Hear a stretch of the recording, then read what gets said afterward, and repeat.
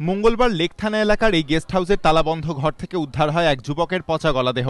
প্রাথমিক তদন্তে জানা যায় মৃতের নাম রাকেশ যাদব, কিন্তু 24 ঘন্টা কাটতে না কাটতেই ঘটনায় নয়া মোড়।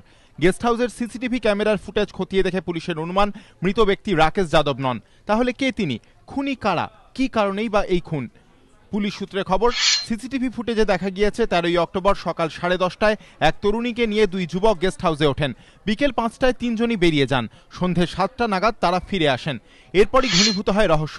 পুলিশের দাবি, সিসিটিভি ক্যামেরার ফুটেজে দেখা গিয়েছে রাত 9টা 15 নাগাদ ওই তরুণীকে নিয়ে গেস্ট হাউস থেকে বেরিয়ে যান এক যুবক, যার মাথায় চুল কম ছিল। গেস্ট হাউস কর্তৃপক্ষের দাবি, মৃত ব্যক্তি নন। তরুণীকে নিয়ে যে ব্যক্তি বেরিয়ে যান তিনি রাকেশ যাদব বলে নিজের পরিচয় দেন। যে এখানে এন্ট্রি করেছিল তার মাথার টাক ছিল, চুল নেই, কম চুল ছিল। আর যার মারা যে লোকটা যে নিয়ে গেছে ও মারা চুল ভর্তি আর কি। তো সেই জন্য মনে হচ্ছে রাকেশ মারা যায়নি, সঙ্গে যে এসছে লোকটা ওটা মারা গেছে। প্রাথমিক তদন্তে পুলিশের অনুমান সন্ধে 7টা থেকে 9টা 15-র মধ্যেই ঘটেছে খুনের ঘটনা। কিন্তু কি উদ্দেশ্যে এই খুন? এখানেও রহস্য দানা বেঁধেছে।